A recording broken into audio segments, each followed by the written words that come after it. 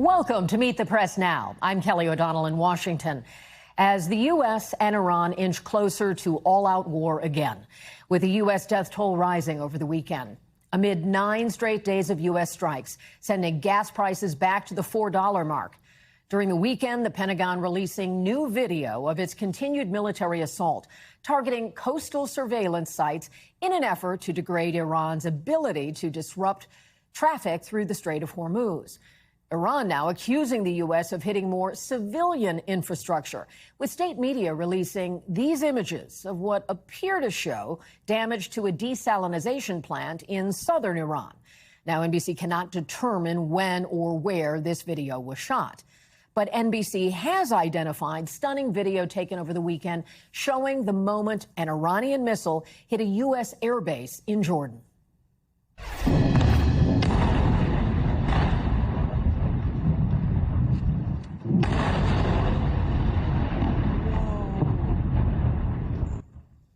You can clearly see the fireball explosion from that attack. The Pentagon today releasing the names of 2 soldiers killed in the attack: First Lieutenant Tyler James Feehan and Private Isabella Gonzalez. The Pentagon also announcing it recovered unidentified remains while searching for an American service member reported missing after the strike. And in a separate incident in Iraq, a U.S. service member was killed during a controlled detonation of a downed Iranian drone. Now, this brings the U.S. death toll as a result of the war to 17. In a post on social media today, President Trump lashing out at Iran over those troops being killed, writing, quote, "Every time Iran kills an American soldier, they will pay for that killing many times over." It echoes the president's comments yesterday, where he appeared to signal the military campaign is not ending anytime soon. Well, we feel very badly, but, you know, those great people, those great patriots were out there fighting that Iran cannot have a nuclear weapon. Iran has been very, very badly damaged. They've lost everything almost militarily. They've got very little left. They've got some missiles. They've got some drones. They've got some manufacturing ability, not much. We control the Strait. They don't control anything. So we'll see what happens. This is a far bigger job that we're doing. We were doing a little job of stopping them from having a certain capability. Now we're just ending it. So it's really not the same thing. What we're doing now is we're ending any chance where they can have a nuclear missile. Despite the military escalation, Secretary of State Marco Rubio still leaving the door open to diplomacy. I think we're always open to diplomacy. It has to be real. It has to be a deal that they're willing to live by. Look, Iran a week ago was supposed to put out a statement saying that the Straits of Hormuz would be open, that they would no longer attack shipping. And instead of doing that, they attacked 3 ships. I think that was last Friday or Saturday. So, I mean, their behavior has to change in order for ours to change. What I will say is that the United States always remains open to a diplomatic solution. We've tried multiple times with Iran, and we'll continue to try. If that door opens, we'll be happy to see it open. But and they continue to send signals that they want to talk, that they want to negotiate, but their behavior is what we're responding to. And their behavior is they're launching missiles and drones against ships, including tonight. And as we noted, the escalating conflict is pushing fuel prices back up. The average cost of gas is now at $4 a gallon for the first time in more than a month. Joining me now is NBC News White House correspondent Monica Alba, NBC News Chief International Correspondent Keir Simmons, he's in Jordan, and with me on set are NBC News Senior National Security Correspondent Courtney Kube and NBC News Military Analyst Retired Colonel Steve Warren. Welcome to all of you. Monica, let me start with you. What is the White House and the latest thinking on Iran and its strategy to get back to the negotiating table? We heard a little bit of different language from the president there when he talked about acknowledging some of the capabilities Iran still has, and he, of course, acknowledged the deaths of Americans.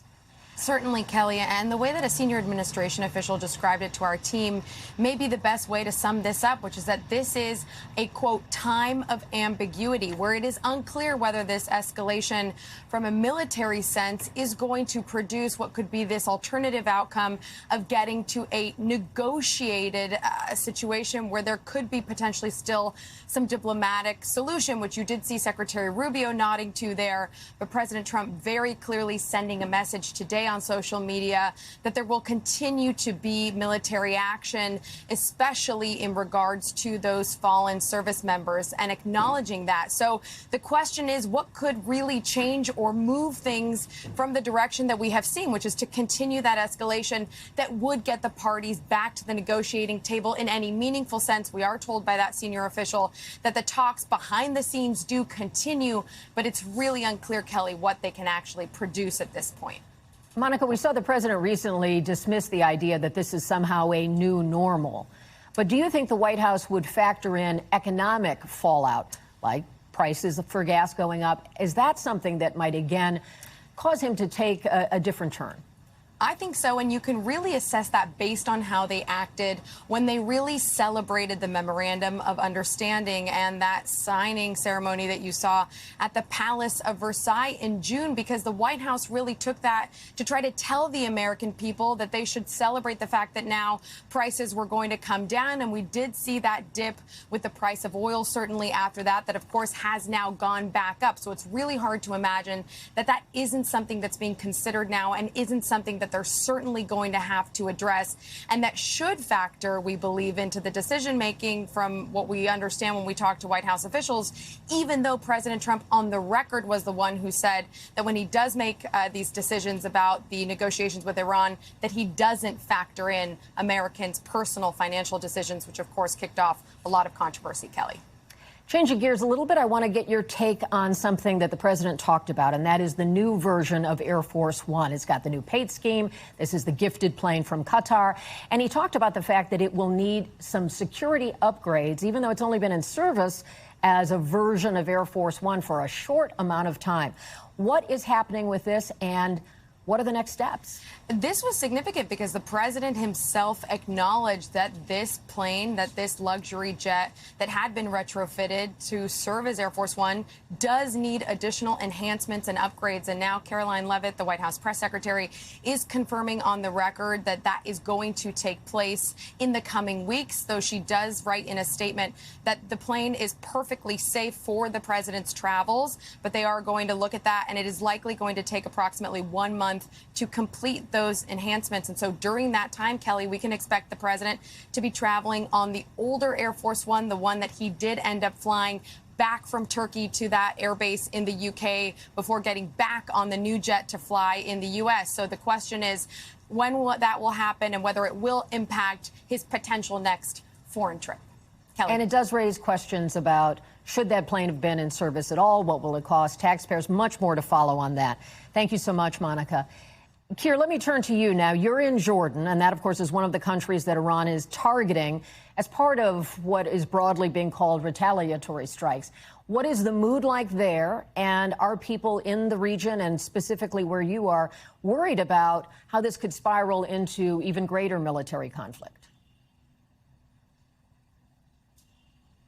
Well, I think people already feel as if they are facing a full-scale conflict here. We had alarms again, air raid alarms, air raid sirens, Kelly, just in the past few hours here in Amman, Jordan, the capital of the country. Those missiles, according to the Jordanians, 3 missiles were intercepted to the east of the country. But just another night when the Iranians have fired on this country. And of course, it was a night like this when those servicemen and women were killed here. And it just continues, the bombardment, no matter President Trump's warnings to Iran that it would face exponentially more deaths for every American soldier that it killed. The Iranians are doubling down. It's not just here in Jordan, it is in Kuwait and in Bahrain and across the region. This is escalatory. And the point is really, I mean, you call it an escalatory spiral. It's hard to see where the off-ramp is for either side, honestly. So Secretary Rubio says diplomacy is still engaged. We want to see that as an option. How difficult do you think it is, based on all your reporting, to get the two sides back to the table in a constructive way?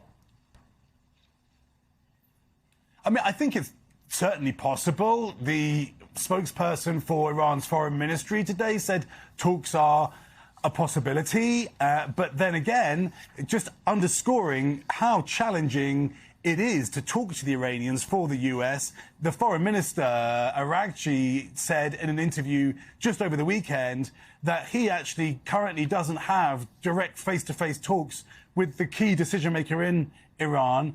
That is the new supreme leader. So I think there's a challenge in that respect. And also that we have heard from every facet of the Iranian leadership insisting that they are continuing to try to pursue their goals, including control of the Strait of Hormuz, for example.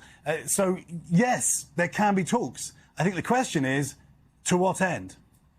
Thank you so much, Keir. We'll go from Amman to right here in the studio. And Courtney, let me start with you. When you consider the military capabilities that remain for Iran, the president, I was a little surprised that he did acknowledge they have some missiles, they have some capabilities. What is left to target, and does that targeting from your reporting look like it's making any difference? It's really hard to say, because when we look at the statements that are coming out of U.S. Central Command, it's been about 10 days of strikes now. They consistently talk about sort of broad categories of what the U.S. is going after, things like coastal radar sites, missile launch sites, drone launching sites, and we aren't getting specificity about exactly how many strikes they're taking anymore or the location. Now, frequently, they say that it is in direct response to Iran targeting commercial shipping in the Strait of Hormuz, but we aren't hearing as much about it being along the coast as we were initially. And then just to add to that, on Saturday, CENTCOM specifically said that they went after targets that were responsible for the attack that killed those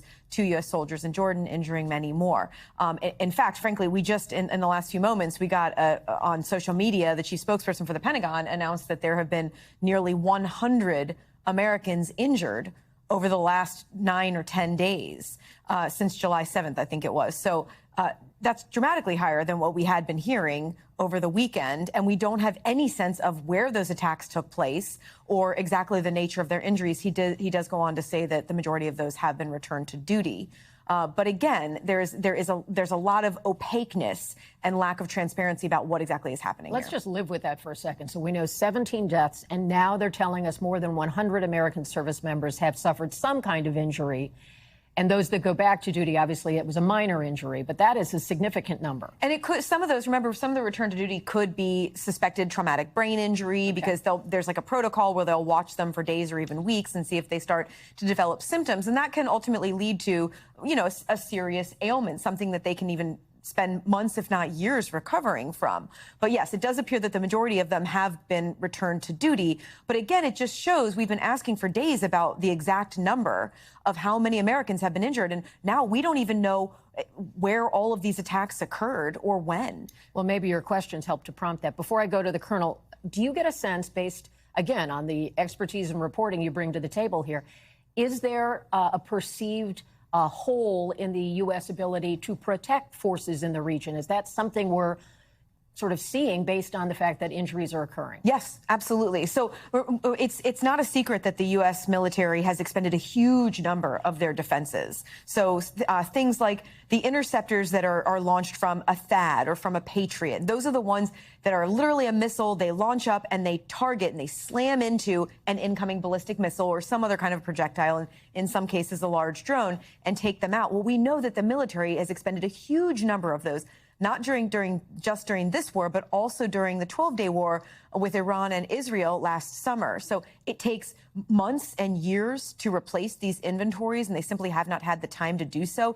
Even with stepped-up production efforts by the Defense Industrial Base here in the United States, they still are way behind where they need to be. And the question is, are attacks like the one that we saw in Jordan the realization that the U.S. military simply does not have everything they need to defend the people who are there? Keep in mind, early on, when this war was starting, and even before it started, the U.S. military did pull a significant number of people out of the region.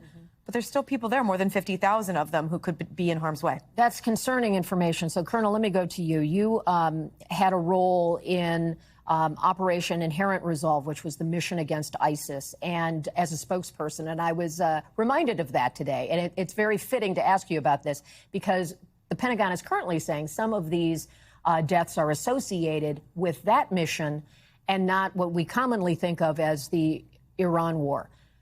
You're a communicator in the military, as well as having, as a colonel, you had a real-life world experience.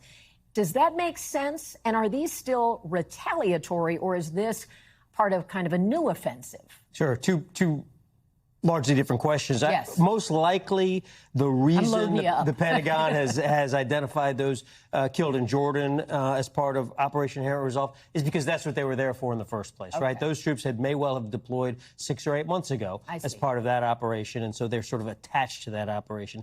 The Iranians don't care, right? They don't care what operation is on. They're just shooting at anybody they can find, right? So I think that's that. To build on what Courtney said regarding holes in our defenses.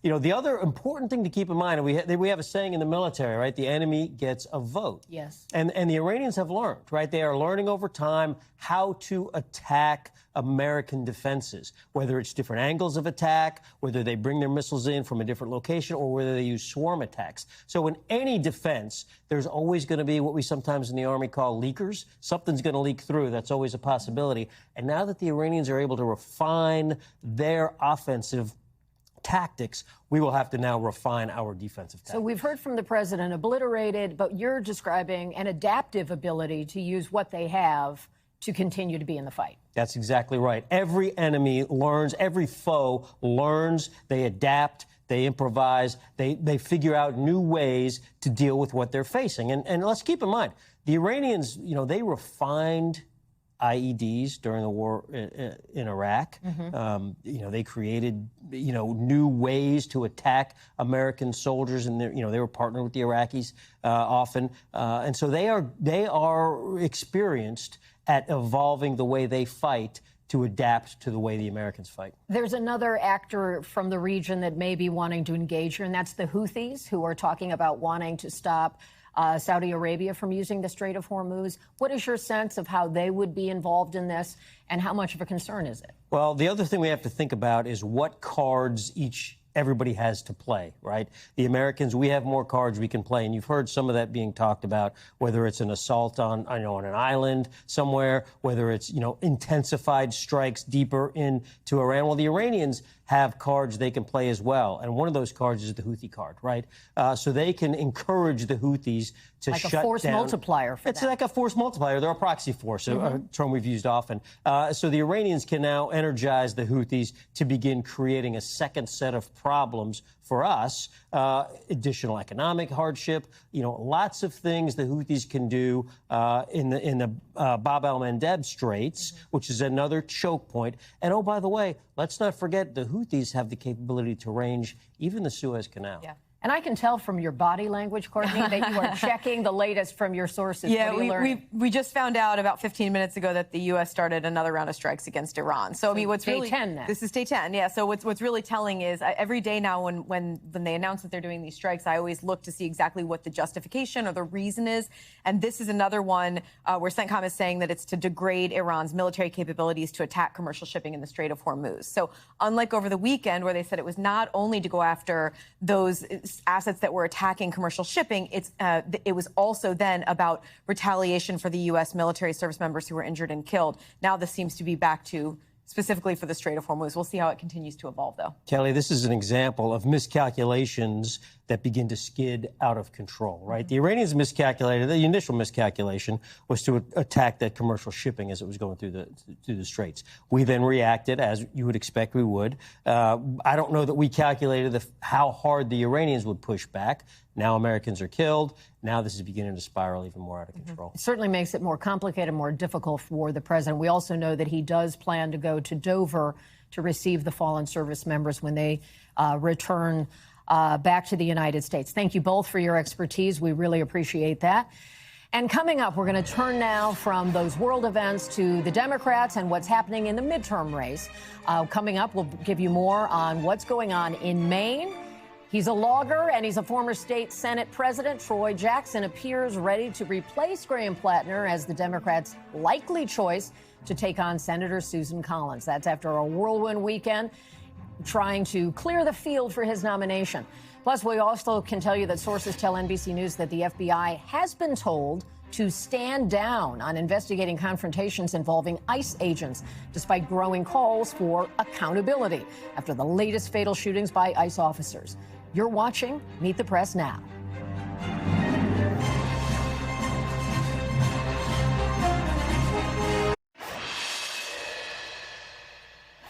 Welcome back. As we mentioned, there's a new Maine character in the race to replace Graham Platner. Former Maine State Senate President Troy Jackson has emerged as the Democrats' likely pick to take on Republican Senator Susan Collins in the November midterms. On Sunday, all of Jackson's top opponents dropped out of the race, with many throwing their support behind his campaign. That came after Jackson's slate of delegates dominated county meetings, and it became clear he would have what appears to be an insurmountable advantage at the upcoming nominating convention. So Jackson, who campaigned with Platner before, calling on him to drop out following the accusations of rape, which Platner has denied, he's been looking to carry on Platner's populist message and progressive policies. We're not from the left, we're not from the right, we're from the bottom, and we're rising. And I know what happens when working people decide that they've had enough. When we do, we stand up, we lock arms, we fight back, and then we win. And joining me now is Alex Seitzwald, former NBC News politics reporter, friend of the show here, and current editor of the Maine newspaper, the Mid-Coast Villager. So he's our man on the ground. So, Alex, explain to me what happened this weekend and how this went so quickly. I was surprised that Jackson was able to coalesce so much support before the convention. I thought we'd go all the way to the end here. Yeah, Kelly, everyone was surprised by this, another turn in this very unusual Senate campaign. Although this one a bit of an anticlimax because Troy Jackson is, as your setup noted, kind of the obvious heir apparent to Graham Platner. They campaign together. They have similar politics. So it makes sense for a Maine Democratic electorate that seemed to vote for those politics, 72% for Graham Platner, to get the movement, the message, but without the man of Platner and Troy Jackson. And this weekend, we had these state nominating conventions in all 16 counties in Maine. And I don't think anyone expected it to be wrapped up this quickly. It was a battle between all the candidates to get their slates of delegates elected to next weekend's convention. But Jackson just out-organized the other candidates. He had the backing of all the labor unions in Maine. He's the former state Senate president, so he knows how to count votes and whip votes. And that's really what this came down to, was getting your people to the polls. I mean, we're talking about, hundreds or thousands of people here, not the entire electorate of the state, getting them to those special county meetings on a Saturday or a Sunday, and getting them to vote for your slate of delegates that you had to recruit too. So after this very tumultuous primary, it looks like Maine Democrats are now uniting behind Troy Jackson, although we still have 6 days or so until it becomes official, and I don't want to count anything out at this point. It sounds you're describing organizational advantage, maybe even more than message, or perhaps a mix of both, but that was really the activating thing to get so many delegates to be on Jackson's team and willing to go to the next step, and then to get all the others to say, okay, well, surrender. Is that the thing, organization over message, and is there any lesson in that for what would happen in November? Yeah, absolutely, Kelly. This is totally unlike a typical primary, any typical election, really kind of an old school process. And it all took place in just 21 days, less than that from since Platner stepped down and the allegations came out. The universe of voters here, the people who matter, are 601 people. That's smaller than some high school city council, student council elections. And it took getting people recruited to be delegates, and then getting people to be recruited as voters at those county conventions, and then getting them to show up, and then getting them to vote for the slate. So this was really a much more insidery process, given the limited time and lack of ability to hold a new primary. And I think Jackson showed that he could dominate that. And, to your question, I don't think Jackson could have won if this was about message and door knocking and the kind of typical things of a campaign. And that's not even speculation, because he just ran a statewide race for governor a month ago and lost, came in third or fourth place. But he does have those kind of old school insider chops. And in this process, he really showed that he could just run circles around the other candidates who are more novice when it comes to that kind of political machinations. When you consider the kind of opponent Susan Collins, the Republican who has won and won and won over again, would want to draw from Democrats, since the campaign's been put in upheaval, many would argue that Platner was a flawed candidate that might have been helpful for Collins. What do you think is the sense of how this matchup goes when we're beyond the 600 you just spoke of, but really open to all of the voters in the state? Yeah, I mean, that's obviously the big question. And it's really an unknown because Susan Collins has never run against somebody like Troy Jackson, who is the working class kind of guy that Graham Platner claimed to be. He was born to a 16-year-old mother in Fort Kent, which is way up on the Canadian border, small, remote potato farming and timber logging town. He's a fifth-generation logger. He speaks with this thick North Maine woods accent. He's not the most compelling speaker the way Graham Platner is, but you know what? Neither is Susan Collins. So this is going to be a very different race than it would have been with Graham Platner. And I think you'll still see Troy Jackson trying to tie Collins to Trump, to the National Republican Party, and Collins trying to focus on her work in the state. But Republicans were starting to get excited to run against Platner, and they were hoping that any new allegations would wait to come out until after the deadline. But now they're going to have to throw out that playbook and start again. Well, we know we will see a lot more of you in the months to come, and we could always play the game of tell me you're in Maine without telling me you're in Maine. With that backdrop, it's absolutely perfect for the summer months. Thank you, Alex. And now let me turn to an issue that has become a flashpoint. In that Maine Senate race, as well as more broadly, the Trump administration's continued immigration crackdown and the fallout after two men who were not the targets of enforcement operations were shot and killed by ICE agents in Maine and in Texas, both while in their cars. President Trump's border czar, Tom Homeland, saying ICE officers will now be required to wear body cameras during all vehicle stops, despite the administration rescinding a Biden-era policy that had required them. I'm a supporter of body cameras. I know that body cameras exonerate officers almost 90% of the time. I want the American people to see what that ICE agent sees. You know, you can have cell phone cameras from across the street or cameras from the side or city cameras. I want the American people to see what that ICE officer sees when he takes action. That directive comes as NBC News has learned that the FBI will no longer investigate confrontations with ICE, according to a memo from last week, leaving DHS to essentially investigate itself when it comes to these types of incidents. Despite the memo, the FBI and DHS deny that policy exists. And joining me now is NBC News senior Homeland Security correspondent Julia Ainsley. And Julia, you've been following this all so closely. And what do we know about how this memo was presented and how sort of leadership is saying, oh, no, that's not the case? Well, we understand, and of course our colleague Mike Cosner, who you work with, understands that the FBI and their field offices got a memo last week telling them that they would no longer be called in to investigate or even assist to investigate, as they were in this Maine shooting, when an ICE officer is accused of using lethal force or even an assault. And so what happened when we went to DHS and DOJ on this just yesterday, they denied it in a joint statement, but the statement is very specific. At the end, they say that DOJ can always prosecute if there is a criminal assault on the officer. But that's really not the question. That's not the issue at hand here. We want to know what is going to happen if an ICE officer is accused of assault. And so there's a lot of back and forth here waiting for an answer. But in the meantime, what we've learned is that Homeland Security investigations would be doing that kind of investigation when an ICE officer is accused of assault or using lethal force. Homeland Security Investigations is part of ICE. They have two branches, HSI and then ERO. Those are the people you see out on the street. So it's really an agency investigating itself. I'm even asking now, what will the role of the DHS Inspector General be? They're the ones who are in charge of the investigation into those two incidents you mentioned. And this kind of confusion follows the Mullen order to hold off on vehicle, put a pause on that, and then the president saying, no, keep going.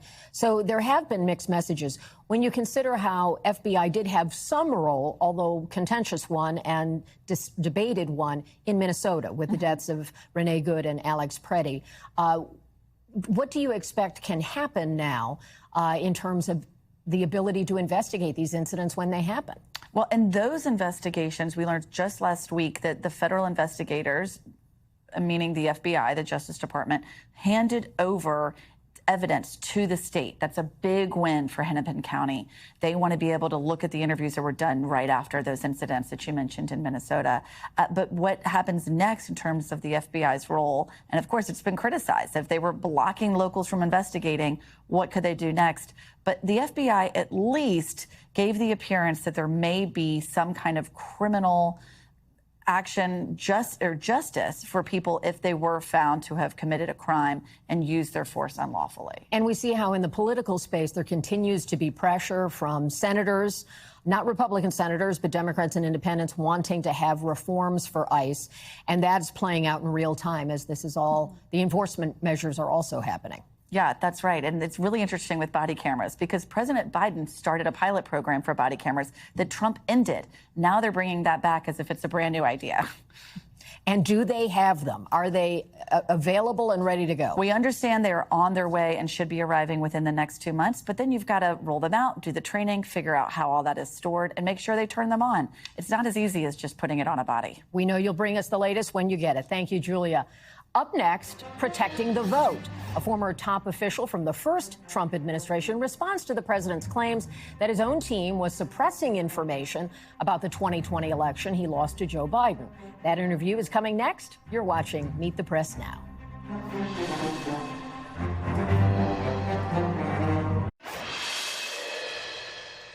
Welcome back. President Trump is renewing his push for Congress to pass an elections overhaul bill ahead of the midterms, urging House Republicans today to unify and fight for his legislation, even though it faces bipartisan opposition in the Senate. Now, this comes just days after the president used a primetime address to cast doubt on his 2020 election defeat, despite vast evidence to the contrary. The president declassifying records he claims showed a conspiracy involving members of his own government to cover up, quote, shocking vulnerabilities in our election infrastructure. The president also accusing China of meddling in the election by acquiring U.S. voter registration files. Now, we should note that the documents do not back up the president's most aggressive claims, and in some cases, they contradict them. And the voter files China obtained, that information is either public or readily available for purchase. Now, joining me now is Ken Cuccinelli. He served as acting deputy secretary of the Department of Homeland Security during the first Trump administration. He's now national chairman of the Election Transparency Initiative. We really appreciate you coming in because you have lived some of this. You're doing this work. And I wanted to get a sense from you when you watched the president the other night. Did Mr. Trump say anything that was new to you about the 2020 election or the efforts to interfere in it?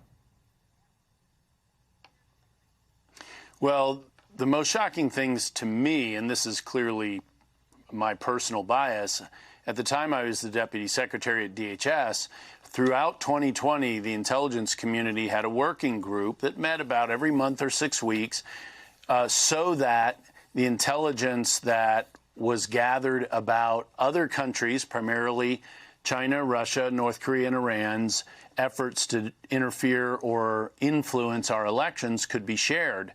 And I looked at the documents myself, and there were things that other parts of the intel community had that they never shared with us, including the Chinese breaches, including the efforts to sort of keep this at a lower level within the intel community.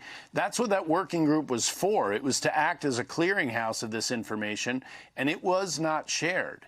And when I went into some of the documents made available after the president's speech, I saw CIA emails that confirmed this, where you have the 2021 CIA email, for example, of an individual intra-CIA saying, hey, why are the same people analyzing the same Chinese agencies, by which I just mean entities, performing similar behavior that they were last year. And last year they were saying this was not ascribable to the Chinese government and the Communist Party, and now they say it is. What has changed in that year? And then, of course, there are the FBI emails where they're a bit more explicit about keeping materials out of the PDB, the Presidential Daily Brief, and so forth, which I also got. And so those were it isn't just the president that gets that daily briefing. A lot of people in senior positions across the government get that daily briefing. But what's most sensitive is, of course, keeping information from the president. So there are things in here. And I would note Iran, for example, hacked Alaska's voter file. And we learned that by Iran trying to exploit it. And that was a big deal, and everyone recognized it as a big deal. I'm a little surprised to hear people playing down the notion that China may obtain access to voter files. And in some states, they're somewhat publicly available. But in other states, you have to sign contracts and do all sorts of other things to get them, like my home state of Virginia. So this is a big deal. They can exploit these files. It doesn't mean they can change votes. That's the key thing. I think that you're right that there are probably many Americans. Yeah, many Americans may have been surprised to learn that China had access to this material, which can be purchased or obtained. But sort of the bottom line was, even though that is troubling for a variety of reasons, what the president's remarks and the documents do not show is that China was able to change any outcomes or affect votes themselves. So I want to, and I appreciate your pointing out the things that you found surprising because you were there at the time. Yeah, can I make a 100,000-foot level point? So people need to remember, we talk about elections, and there's very good reasons we do that. But for Russia and China especially, more so than any others, they use elections as a strategic opportunity to pit Americans against one another. We see it more clearly with the Russians than with the Chinese, that they drive both sides of any particular issue, whether it's Ferguson, whether it's an election, whatever the issue, they want to inflame as many different sides as they can because they believe that Americans turning against Americans is very effective for them strategically. And sadly, that's been true. And both of those countries continue to undertake that, and these elections are part of that strategy. Everything you're laying out there is accurate based on our reporting and understanding. The distinction is that those international efforts, primarily China, Russia, Iran, is about getting Americans to fight among themselves and to change voter behavior, but it is not about changing how individual Americans actually cast their votes. Therefore, it does not shed light on somehow 2020 was not won by Joe Biden. I think that's the distinction. It is certainly concerning and worthwhile information to better understand. I don't think there was any assertion. I don't think there's any assertion of that. I think one of the documents. Well, the president says it all the time. He didn't in the prime time address. One of the things that was in the release made a very simple point. And it used to be one that was made more by Democrats until Trump came along. And that is that election machines are vulnerable. And in the same way I talked about China and Russia using elections, let's talk about election machines. They're just machines. They have software. Lots of things have software. And software is hackable, particularly in the age of artificial intelligence. We're seeing, for instance, Anthropic's Mythos and really Fable 5 even, able to exploit software of every kind, whether it's word processing, election machines, it runs the soda machine. They're all hackable to differing degrees. And until we re-simplify and avoid those vulnerabilities, we are, in fact, vulnerable, whether it's China, Russia, or criminal agents. They do a lot of ransomware, for example, often state-affiliated. Those vulnerabilities are real. That's a very strong danger area that Americans should all be focused on. And the Save America Act is front side protection. It's protecting. Well, it doesn't really get at any of those things. That's about voter ID, as opposed to the electronics. But let me ask you about this, sir. Yes, but it protects the election. So. Yeah, so if you want to ask me about something I'm an expert in, yes, go ahead. Yes, we appreciate your expertise, and you're bringing a lot of facts to the table. But one question I have for you is, are you concerned that the president brought changes to the election security infrastructure by making cuts in those areas, when what you're talking about is fortifying those election systems, which are run by states, across 8,000 voting areas in the United States. Are you concerned about changes he's made in the agencies that provide that kind of assistance? So one of the things we saw with the rest of the documents released is that they weren't providing that assistance, is that intelligence was known and not shared. The reason the Department of Homeland Security was part of this intel sharing group was because the Department of Homeland Security is the conduit to local offices, state and local offices, to share threats and to warn them. So because that information was not shared with the Department of Homeland Security in 2020, in turn, those states and local offices were not warned of the potential dangers, for instance, of the Chinese trying to get access to voter files.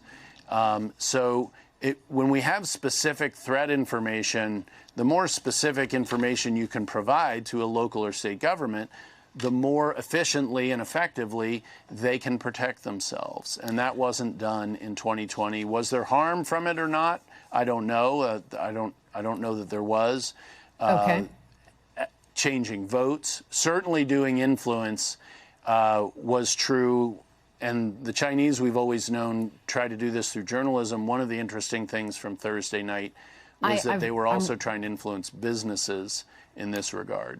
We would love for you to come back because you have a lot of expertise in this area and you're right on the front lines with it. I thank you for your time. Appreciate the conversation. Ken Cuccinelli, thank you so much. My pleasure. And still to come, the fight for the future of the Democratic Party as two pillars of the progressive movement rally in Michigan for Senate candidate Abdul El-Sayed in one of the most important primary contests of the midterm season. Keep it right here on Meet the Press Now.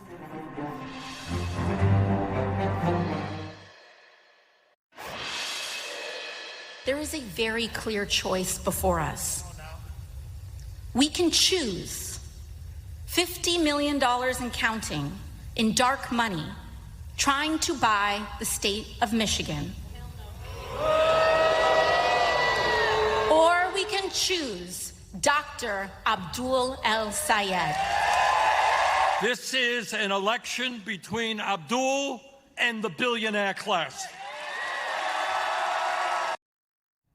Welcome back. You've been listening to Congresswoman Alexandria Ocasio-Cortez and Senator Bernie Sanders, two of the most prominent progressives in Congress, rallying support for Senate candidate Abdul El-Sayed over the weekend. Now, El-Sayed is locked in a tough battle against the more moderate Congresswoman Haley Stevens heading into the August 4th Democratic primary. Now, this race has become one of the most closely watched of the midterm season and another key test for the Democratic establishment in a must-win Senate race for Democrats. Now, joining me now is NBC News senior national political reporter Henry Gomez. And Henry, you were at the Detroit rally this weekend, part of a series that AOC, as she's commonly known, and Senator Sanders did with El-Sayed. Take us inside, describe the main message coming from these speakers. Well, Kelly, it was feisty, it was fiery. You know, oftentimes when you go to these political events, like take, for instance, a President Trump rally for a Senate candidate or a House candidate, you're taken by how many of the people there aren't there for the candidate that he's there to stump for. They're there for President Trump. I found the opposite in Detroit on Saturday night. These people were there just as much for Abdul El-Sayed as they were for Bernie Sanders, as they were for AOC. Now those two were, of course, main draws to get people to come and pack the Detroit Opera House on a Saturday night in the middle of the summer. But I mean, these people were there. They were fired up for their candidate. They were there to hear the message. And, you know, there was some anger as well. They're angry about the way things are going in Washington, and they see El-Sayed as a fighter that can shake things up a bit from the status quo. Is the anti-establishment message enough to resonate with voters in Michigan and around the country, or are there more issues that go beyond just that sort of central animating force? Well, the big issue that's animating the El-Sayed side in this race right now is Israel and support for Israel. Haley Stevens is a staunch supporter of Israel. She says she believes in a two-state solution. Abdul El-Sayed has called what's happening in Gaza a genocide, and that has been something that has animated his supporters as well. Some of the sharpest lines of the night, Saturday night, some of the things that drew the most applause were the lines about Israel and condemning Haley Stevens' stance on it. It does seem to be what's a motivating factor for al-Sayed supporters. The question is that going to be enough to counter the tens of millions of dollars that are on the airwaves supporting Haley Stevens and attacking al-Sayed? And so much of that money has been driven in because of that issue that you just explained for us. Henry, thank you so much about that. We really appreciate it. Abdul al-Sayed will join us here on the show tomorrow, so tune in for that. And now we're going to go from Michigan to South Carolina, where Senator Darlene Graham, who has just taken office, she's now made it official that she will, in fact, run in the special election primary to fill her late brother's Senate seat. I have been praying a lot, talking to my family, but with the love of my family, with the support of his staff. I know I'm a hard worker. I learned that from Lindsay. I feel like I can do it. I feel an inner peace about it. Will it be difficult? Yes, absolutely. So you're inclined to get in, or have you even made a final decision? I've made a decision. You're in. I'm in. Well, Hannity needed to kind of goose that out of her there. We are joined now by our terrific panel. So today's panel includes Jeff Mason, White House correspondent for Bloomberg. We are also joined by Amisha Cross, Democratic strategist and former Obama campaign advisor, and Stephen Hayes, editor and CEO of The Dispatch and an NBC News contributor. Welcome to all of you. Glad to have you here at the table. I was a little surprised by that. That was the first time I saw that clip. She's had one of the worst weeks. So I'm going to give her some space and some grace. She just lost her brother. She's now a U.S. senator, and she's made a big decision. How do you see this affecting a race that had not really been on the radar prior to Senator Graham's death? Certainly not. I mean, she's scrambled a few things with that announcement, and she's got a few things in her corner. Number one, she's got President Trump, big deal. That's very big. And she's got her last name, or at least part of her last name, being the connection to her brother. And there's a nostalgia aspect to that. She no doubt will have some momentum. That said, there are others who wanted and are getting into that race. So it's not a sure thing. And I think people, when she first took over for her brother, saw her initially as a placeholder, and now that's not what she's doing. So it's fascinating. Stephen, let me turn to you. The voters of South Carolina rarely get a chance to vote for an open Senate seat. Strom Thurmond was there forever. And, of course, Senator Graham, the late Senator Graham, held that seat for a long time. Is she the best candidate in this moment? Yeah, I mean, I think that's a real question that Republicans are grappling with right now. As Jeff said, you know, people initially thought she was a placeholder because that's how she was portrayed. Yes. And now, obviously, she's in. The president endorsed her on Friday. What's interesting to me is you have a number of Republicans who are stepping in anyway. I mean, you know, there's all this conversation about whether Donald Trump is sort of losing his grip on the Republican Party, and you're seeing that, I think, with some more independent-minded Republicans, but not as much in a MAGA state, a red state like South Carolina. But I think the fact that you have somebody like Russell Fry, who's very close to the president, you know, was endorsed by the president before, getting in 3 days after Donald Trump endorsed somebody else, I think it's notable. It's also worth noting that Senate Majority Leader John Thune, when he was asked about this, did not endorse her. Said, you know, we'll see. There are other people getting involved. She's a nice person. Sort of notable that he didn't jump on board. Because it is a big race, and a 6-year term is on the line, and I can imagine that's going to scramble a lot of things. Amisha, let me go to you, because there was some talk when Senator Graham was in his last race and he had a formidable Democratic opponent.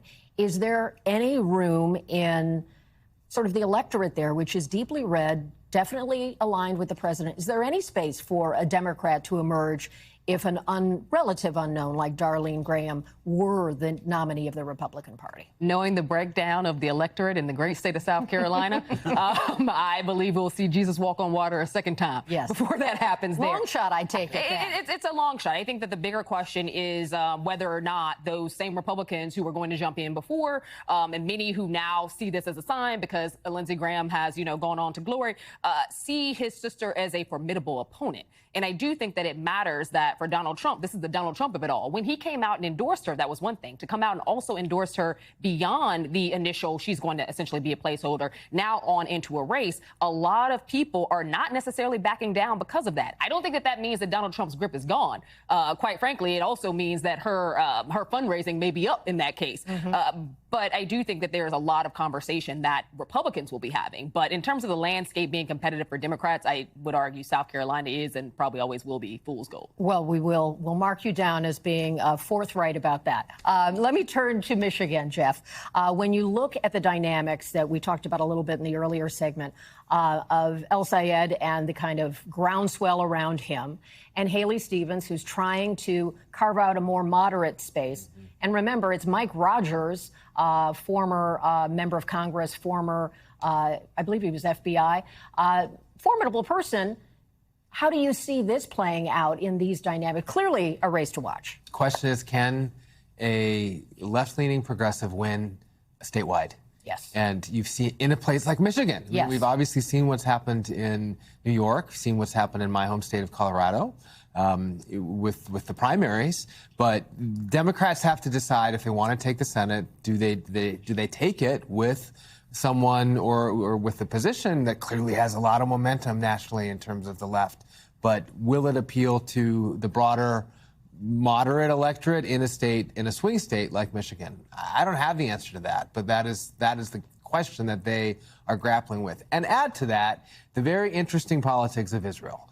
And in Michigan particularly, with the largest 100%. Middle Eastern American community outside of the region itself. There's a reason you're listening to Bernie Sanders and AOC talk about the money coming from AIPAC. Yes. And that's it. AIPAC, of course, our audience knows it, but the big political action committee that supports Israel. So when you look at the Israel question and how it is playing out, is this a primarily Michigan storyline in terms of the election, or is it broader for the party? I think it's 100% broader for the party, just because of the sheer population size of those who are of Islamic background or who are connected to the region in Michigan. Obviously, it was an issue before them, before it was an issue before the rest of the country.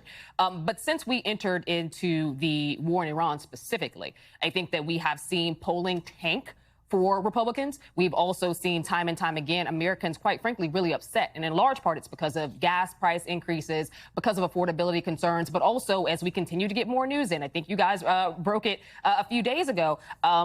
When American soldiers die, especially in a war that Americans don't stand behind anyway, you're going to have a really tough time on the campaign trail. And we don't really know yet. That just is happening, and we don't know how that will shape the landscape politically, but it will certainly be part of the conversation.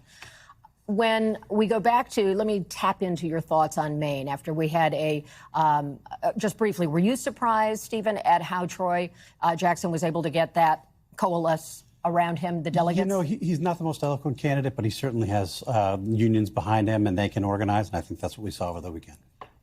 Quick was right what we needed there, Stephen. Thank you, panel. The time is here. We've got to say thank you for today. There'll be more news right here on NBC News Now. We thank you for watching, and remember, stay updated on breaking news and top stories on the NBC News app or watch live on our YouTube channel.